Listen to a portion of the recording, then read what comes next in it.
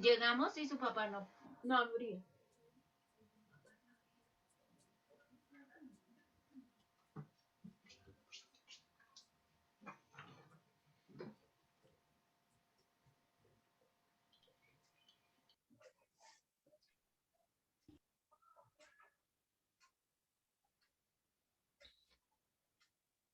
Buenas noches.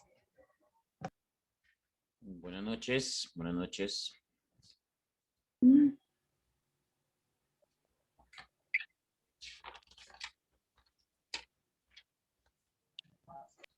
¿Dónde está aquí el Bluetooth?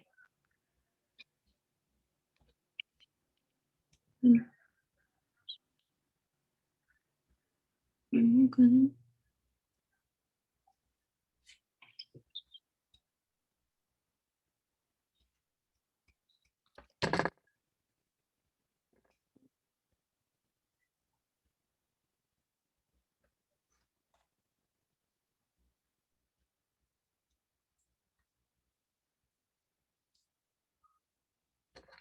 Bueno, muchachos, buenas noches. Esperamos 2 minutos más mientras se terminan de conectar sus compañeros y arrancamos, ¿vale?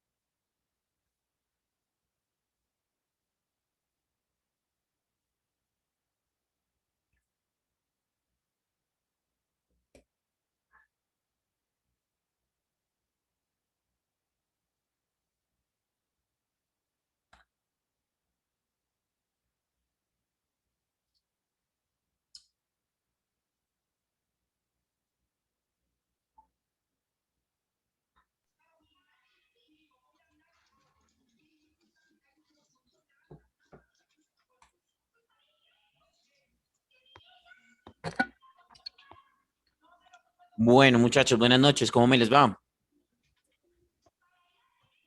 Buenas noches, muy bien. ¿Cómo les ha ido? ¿Todo bien?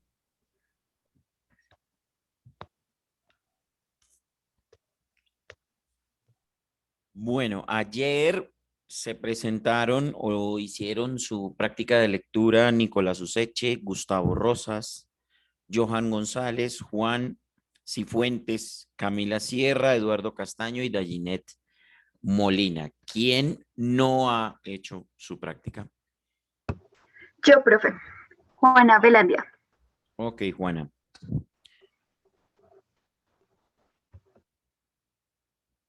Juana Velandia. Sí, señor. Bueno, Juana, ¿qué vas a leer? Bueno, yo voy a leer un fragmento del libro de La Casa de los Espíritus de la autora Isabel Allende. Gran escritora. Mi mamá es fanática de esa mujer. Elena. Bueno, ¿lista, Juana? Listo, profe. Ok, te escuchamos. Inicio.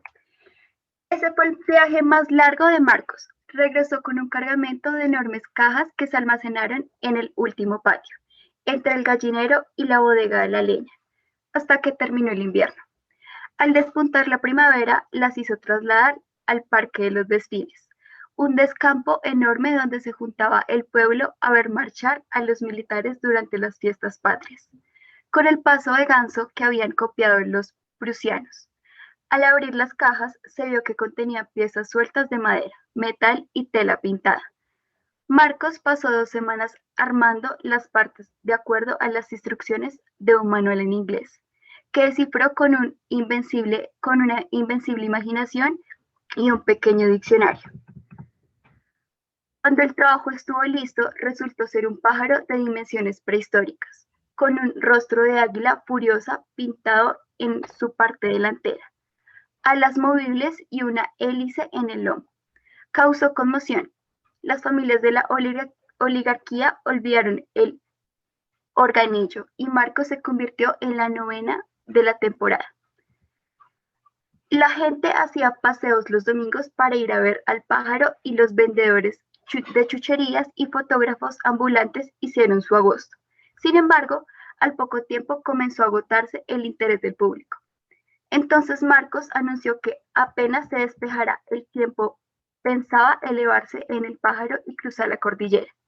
La noticia se regó en pocas horas y se convirtió en el acontecimiento más comentado del año.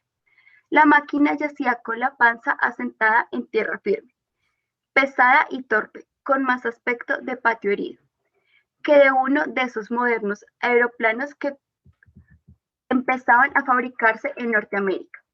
Nada en su apariencia permitía suponer que podría moverse y mucho menos encumbrarse y atravesar las montañas nevadas.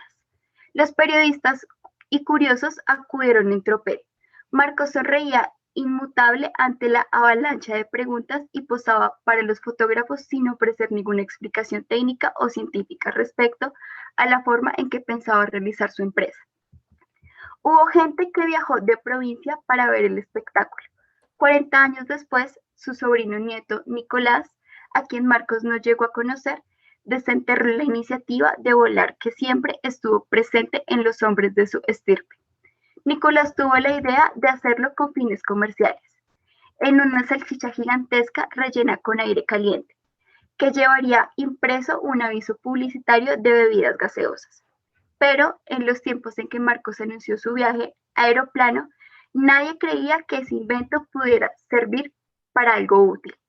Él lo hacía por espíritu aventurero. El día señalado para el vuelo amaneció nublado, pero había tanta expectación que Marcos no quiso aplazar la fecha. Se presentó puntualmente en el sitio y no dio ni una mirada al cielo que se cubría de gris nubarrones. La muchedumbre atónica llenó todas las calles adyacentes. Se encaramó en los techos y los balcones de las casas próximas y se apretujó en el parque. Ninguna concentración política pudo reunir a tanta gente hasta medio siglo después, cuando el primer candidato marxista aspiraba, por medios totalmente democráticos, a ocupar el sillón de los presidentes. Clara recordaría toda su vida ese día de fiesta. La gente se vistió de primavera, adelantándose un poco a la inauguración oficial de la temporada. Los hombres con trajes de lino blanco y las damas con los sombreros de pajilla italiana que hicieron furor ese año. Desfilaron grupos de escolares con sus maestros, llevando flores para el héroe. Marcos recibía las flores y bromeaba diciendo que esperaran que se estrellara para llevarle flores al entierro. El obispo en persona, sin que nadie se lo pidiera, apareció con 2 turiferarios a bendecir el pájaro, y el orfeón de la Germaria tocó música alegre sin pretensiones, para el gusto popular. La policía a caballo con lanzas tuvo dificultad en mantener a la multitud alejada del centro del parque, donde estaba Marcos, vestido con una braga de mecánico, con grandes anteojos de automovilista y su cucalón de explorador. Para el vuelo llevaba además su brújula, un cantalejo y unos extraños mapas de navegación aérea, que él mismo había trazado basándose en las teorías de Leonardo da Vinci y en los conocimientos australes de los incas. Contra toda lógica, al segundo intento, el pájaro se elevó sin contratiempos y hasta con cierta elegancia. Entre los crujidos de su esqueleto y los estertores de su motor, subió aleteando y se perdió entre las nubes, despedido por una fanfarria de aplausos, silbatos, pañuelos, banderas, redobles musicales del orfeón y aspersiones de agua bendita. En tierra quedó el comentario de la maravilla ocurrencia de los hombres más instruidos, que intentaron dar una explicación razonable al milagro. Clara siguió mirando el cielo hasta mucho después que su tío se hizo invisible. Creyó visibilizarlo 10 minutos más tarde, pero solo era un gorrión pasajero. Después de 3 días, la euforia provocada por el primer vuelo del aeroplano en el país se desvaneció y nadie volvió a acordarse del episodio, excepto Clara, que oteaba incansablemente las alturas. Listo. Bueno, Juana, esos son más de 2 páginas. Un poquitico, profe. Bueno, a ver, Juana, lo primero que uno detalla a la hora de escucharte en tu lectura es que estás leyendo muy rápido. Aparte de eso, si bien el tono está bien, porque digamos que la situación es la descripción que hace la autora, en este caso Isabel Allende, de toda la escena se está desarrollando en el comienzo, en los preparativos de un desfile del inicio de la primavera, que entre otras cosas, para los que hayan tenido la posibilidad de estar en esa zona o los que tengan o los que hayan tenido la posibilidad de saberlo, el inicio de la primavera, tanto en Chile como en Uruguay, como en Argentina e incluso algunas zonas de Paraguay, es día feriado y se considera día de fiesta, ¿vale? Incluso, por ejemplo, en Argentina se celebra el Día de los Estudiantes, creo que es el 26 o el 27 de septiembre, si mal no estoy. Y ese día marca, la última semana de septiembre, marca el final del invierno y el inicio de la primavera. Y es un día feriado en Buenos Aires. Bueno, pues en la Argentina, digo yo. Entonces ese día salen pues todo el mundo a hacer sus actividades de día feriado.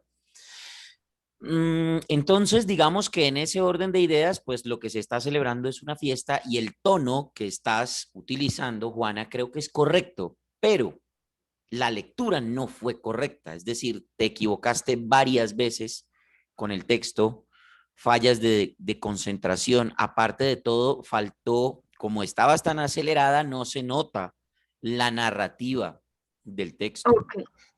Vale, entonces dale más prioridad a la narrativa, a que nos cuentes la historia. Otra cosa que noté es que como ibas leyendo muy rápido, también te estabas quedando colgada en la respiración. ¿De acuerdo? Y Ok. cometiste por la misma velocidad, por el ritmo que llevabas tan acelerado, cometiste varios errores de ortografía del texto, ¿vale? Por ejemplo, Ok. confundiste incluso palabras, dijiste visibilizó y era divisó. Dijiste fanfarría en vez de fanfarria, ¿vale? Entonces, te Ok. equivocaste también en la ortografía del texto. Entonces, fuiste bastante rápido y no te tomaste el tiempo para hacer las pausas necesarias para contar la historia, es decir, darle la narrativa al cuento, ¿vale? O al cuento no, bueno, Listo, vale, profe. a la historia A la historia. que está contando Isabel Allende, entre otras cosas porque ella es una mujer supremamente inteligente y aparte de todo, digamos que pues por ser la hija del presidente en esa época, digamos que tenía un privilegio por sobre todos los demás jóvenes de la época. Ok, profe. Entonces, tener cuidado con eso, ¿vale? Listo, Trabajarlo vale. bien, bajar el ritmo de la lectura, ¿de acuerdo? Listo, vale, profe, de acuerdo. Ah, bueno, y sobre todo que si son lecturas tan extensas, porque me imagino, es que yo he visto los libros que lee mi mamá de ella, y primero que todo son libros muy grandes, de hojas muy grandes, y aparte de todo la letra pegada y en renglón sencillo, entonces eso convierte a la lectura en algo muy extenso, ¿vale? Entonces, mi recomendación es esa, tener cuidado de no ir practicando con textos más cortos, de pronto más fáciles de manejar, y ahí sí ya irte metiendo con lecturas más, digamos, más extensas, ¿vale? Listo, vale, profe. Bueno, Juana. ¿Quién sigue? ¿Quién más falta?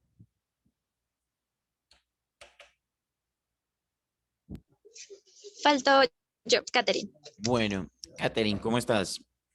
Muy bien, muchas gracias, profe. Bueno, Catherine, ¿qué vas a leer? Un fragmento de Harry Potter y el prisionero de Azkaban. Gran película, pero los libros jamás, pero las películas jamás se van a parecer a los libros.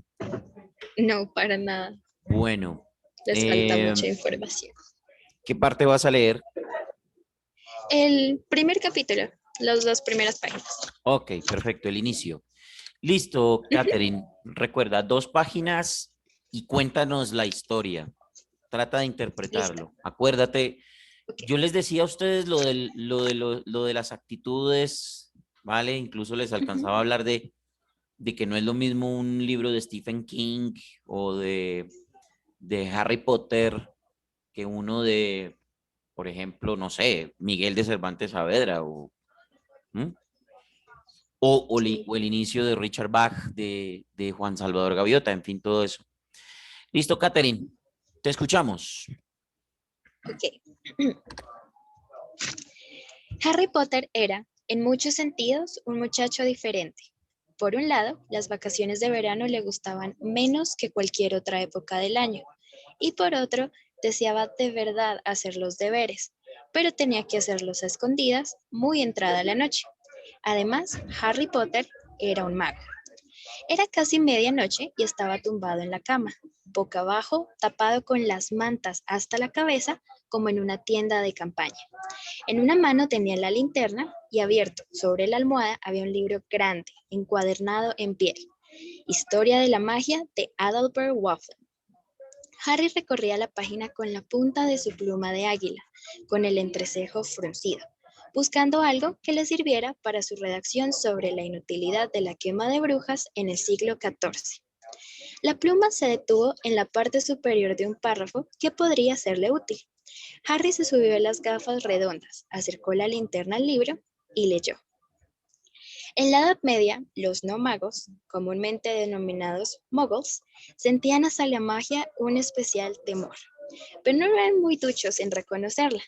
En las raras ocasiones en que capturaban a un auténtico brujo o bruja, la quema carecía en absoluto de efecto. La bruja o el brujo realizaba un sencillo encantamiento para enfriar las llamas y luego fingía que se retorcía de dolor mientras disfrutaba del suave cosquilleo. A Gwendolyn, la hechicera, le gustaba tanto ser quemada que se dejó capturar no menos que 47 veces con distintos aspectos. Harry se puso la pluma entre los dientes y buscó bajo la almohada el tintero y un rollo de pergamino. Lentamente y con mucho cuidado destapó el tintero, mojó la pluma y comenzó a escribir, deteniéndose a escuchar de vez en cuando por si alguno de los Dursley al pasar hacia el baño oía el rasgar de la pluma. Lo más probable era que lo encerraran bajo llave hasta el final del verano en el armario que había debajo de las escaleras. La familia Dursley, que vivía en el número 4 de Private Drive, era el motivo de que Harry no pudiera tener nunca vacaciones de verano. Tío Vernon, tía Petunia y su hijo Dudley eran los únicos parientes vivos que tenía Harry. Eran muggles y su actitud hacia la magia era muy medieval. En casa de los Dursley nunca se mencionaba a los difuntos padres de Harry, que habían sido brujos. Durante años, tía Petunia y tío Vernon habían albergado la esperanza de extirpar lo que Harry tenía de mago, teniéndolo bien sujeto. Les irritaba no haberlo logrado y vivían con el temor de que alguien pudiera descubrir que Harry había pasado la mayor parte de los últimos 2 años en el colegio Hogwarts de magia y hechicería. Lo único que podían hacer los Dursley aquellos días era guardar bajo llave los libros de hechizos, la varita mágica, el cardero, la escoba al inicio de las vacaciones de verano y prohibirle que hablara con los vecinos. Listo. Bueno, Catherine, primero que todo, excelente interpretación y excelente narrativa. Muy bien, ¿vale? Podrías, de pronto, si bajas un poquitico la velocidad de la lectura en algunas partes, creo que te quedaría mejor, todavía mucho mejor adornada la lectura.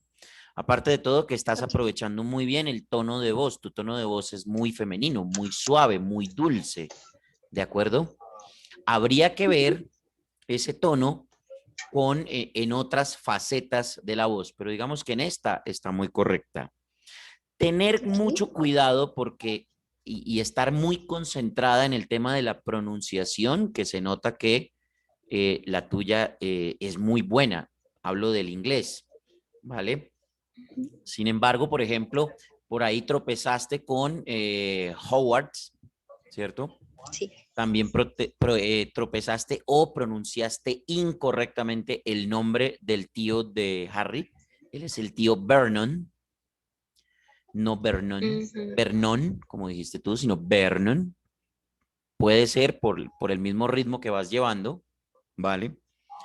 Entonces, tener cuidado con eso. Y un poquito la vocalización, ¿de acuerdo?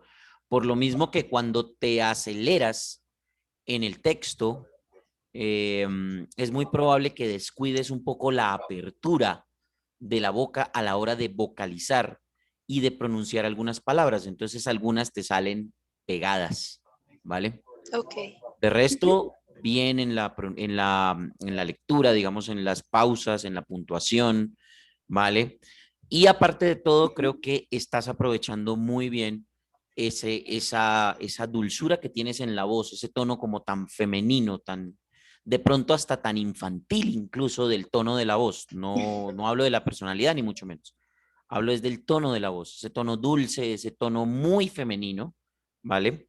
Sí. Lo estás aprovechando muy bien con la narrativa, ¿de acuerdo? Listo. Vale, Gracias. bien, Catherine. ¿Quién falta?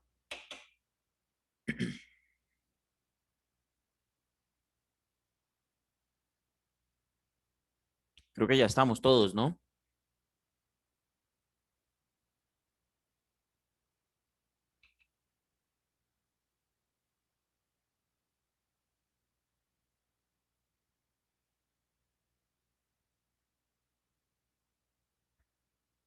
Sí.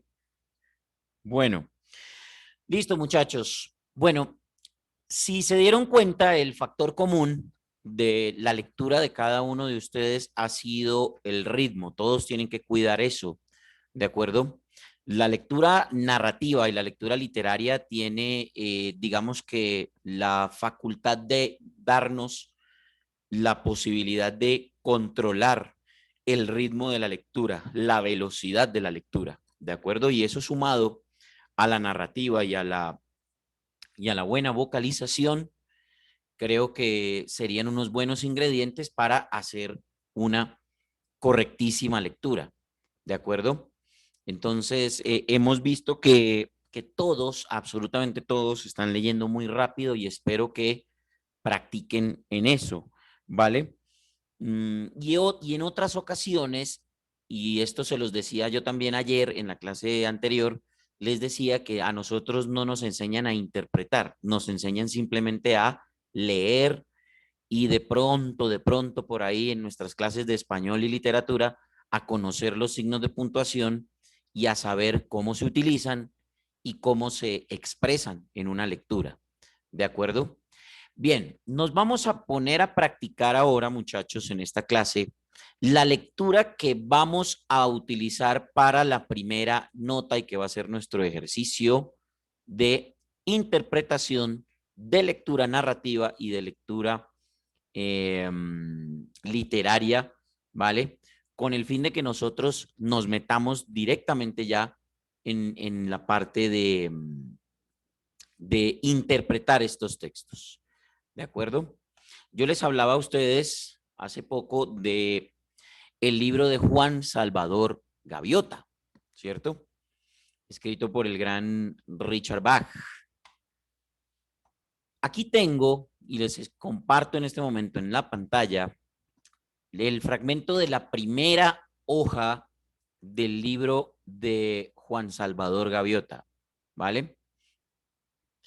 Básicamente en esta primera parte del texto, inmediatamente el autor nos está acomodando en lo que va a ser o en lo que nos vamos a encontrar en el texto, ¿de acuerdo? Normalmente muchos escritores lo que hacen es describir y describir y describir. En este caso ya Richard Bach nos mete directamente, primero nos posiciona dentro de el lugar donde vamos a o donde se va a desarrollar la historia en buena parte del libro, ¿de acuerdo?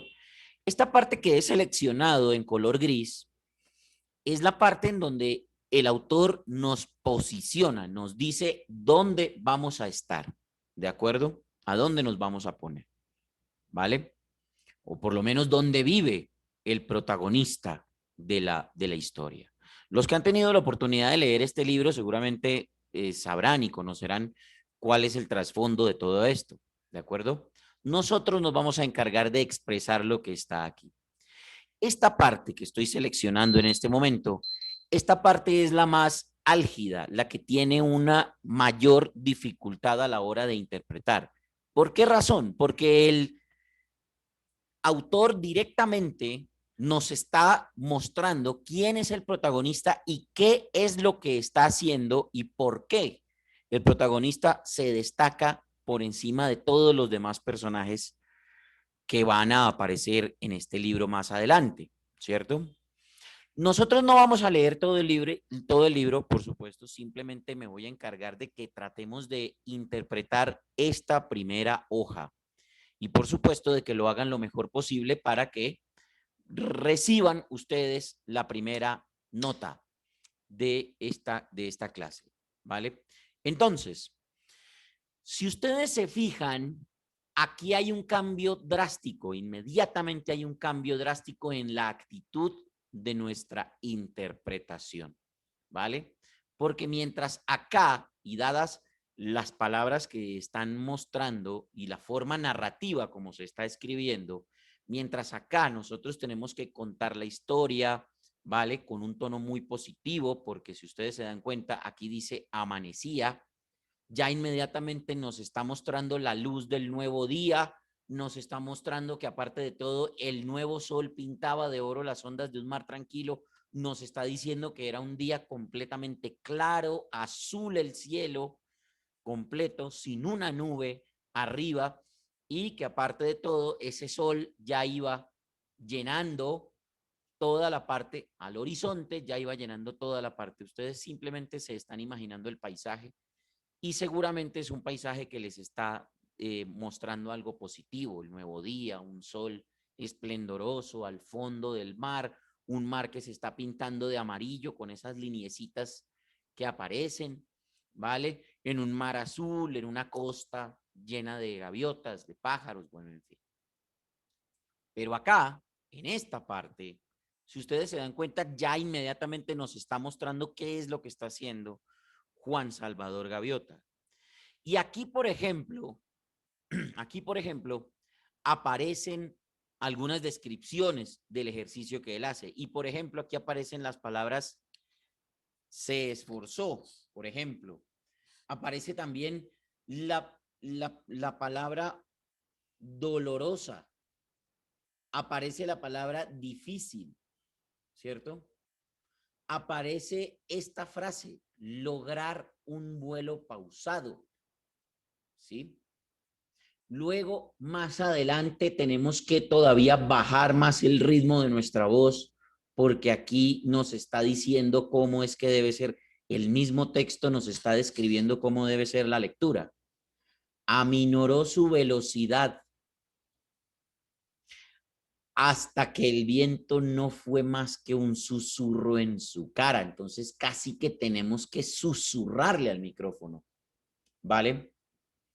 Y aquí luego sigue con un hasta que el océano pareció detenerse allá abajo. En esa parte, muchachos, hay que bajar el tono, bajar el ritmo de la lectura y luego nos chocamos con esta parte que es la más dramática, ¿vale?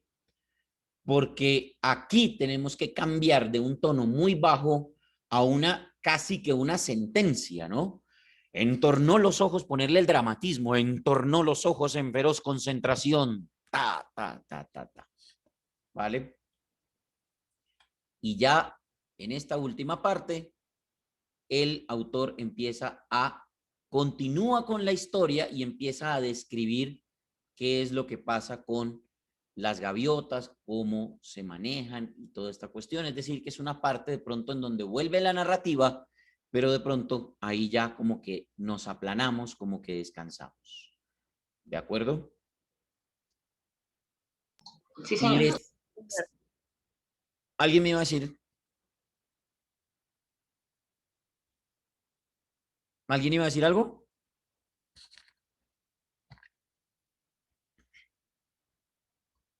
No, señor, estábamos afirmando que estamos entendiendo lo que está diciendo. Vale, perfecto. Bueno, digamos, espero que hayan entendido la teoría. Ahora vamos a la práctica, ¿vale? Esa es, digamos, como la descripción de lo que yo quiero que ustedes hagan con este texto. Ahora, les voy a marcar el texto para mostrarles, ¿cierto? Con mi voz, lo que toda esta carreta que les acabo de echar, ¿de acuerdo? Entonces, dice así. Amanecía y el nuevo sol pintaba de oro las ondas de un mar tranquilo. Chapoteaba un pesquero a 1 kilómetro de la costa cuando, de pronto, rasgó el aire la voz llamando a la bandada de la comida y una multitud de 1000 gaviotas se aglomeró para regatear y luchar por cada pizca de comida. Comenzaba otro día de ajetreos, pero alejado y solitario, más allá de barcas y playas, está practicando Juan Salvador Gaviota. A 30 metros de altura, bajó sus pies palmeados, alzó su pico y se esforzó por mantener en sus alas esa dolorosa y difícil posición requerida para lograr un vuelo pausado. Aminoró su velocidad hasta que el viento no fue más que un susurro en su cara, hasta que el océano pareció detenerse allá abajo. Entornó los ojos en feroz concentración, contuvo el aliento, forzó aquella torsión un solo centímetro más. Encrespáronse sus plumas, se atascó y cayó. Las gaviotas, como es bien sabido, nunca se atascan, nunca se detienen. Detenerse en medio del vuelo es para ellas vergüenza y es deshonor. Pero Juan Salvador Gaviota, sin avergonzarse, y al extender otra vez sus alas en aquella temblorosa y ardua torsión, parando y atascándose de nuevo, no era un pájaro cualquiera. La mayoría de las gaviotas no se molesta en aprender sino las normas de vuelo más elementales, como ir y volver entre playa y comida. Para la mayoría de las gaviotas no es volar lo que importa, sino comer. Para esta gaviota, sin embargo, no era comer lo que le importaba, sino volar. Bueno, disculparán ahí los gallitos, pero es que no me he recuperado todavía de la voz. ¿Vale? ¿Queda más claro la forma de interpretar este pedazo de texto? Sí, señor. Sí, profe. Señor.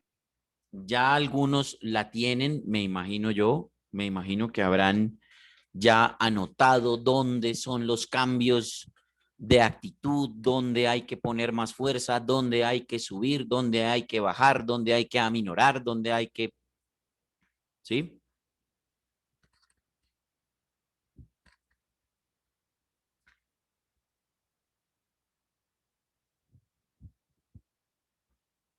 ¿No? ¿Ninguno? Profe, disculpe, ¿usted nos puede compartir esto por el chat para de pronto imprimirlo y en ese sentido sí poderlo? Sí, cuando ustedes, me imagino que ustedes están revisando la plataforma, ¿no? Las clases en la plataforma.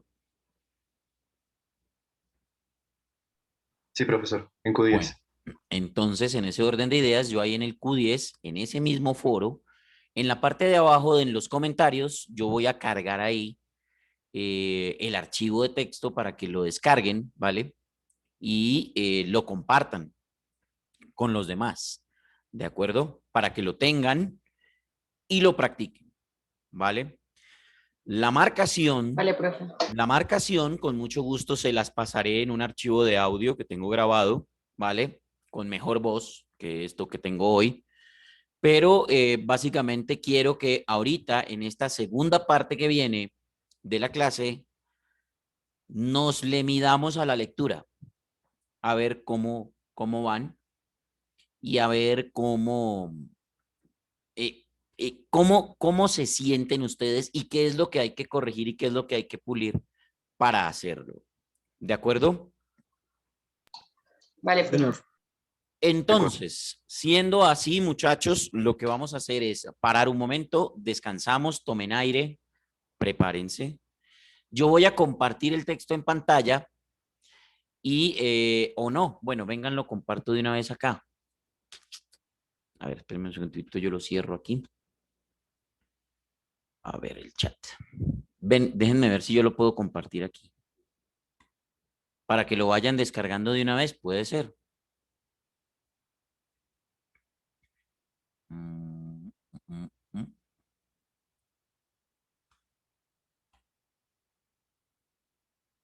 Listo.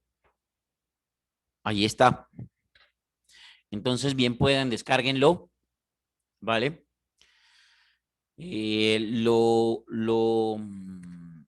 Para que ustedes lo tengan ahí en la pantalla, ¿vale? Y lo puedan leer, si quieren leerlo desde ahí, desde su pantalla, para que les quede más cómodo. Igual yo lo voy a compartir aquí para que también todos lo podamos leer. Y entonces en la segunda parte nos le vamos a medir a la lectura de este texto para ir corrigiendo qué es lo que vamos a hacer, porque la idea es que en la próxima clase, es decir, el próximo jueves, empecemos a calificar, ¿vale?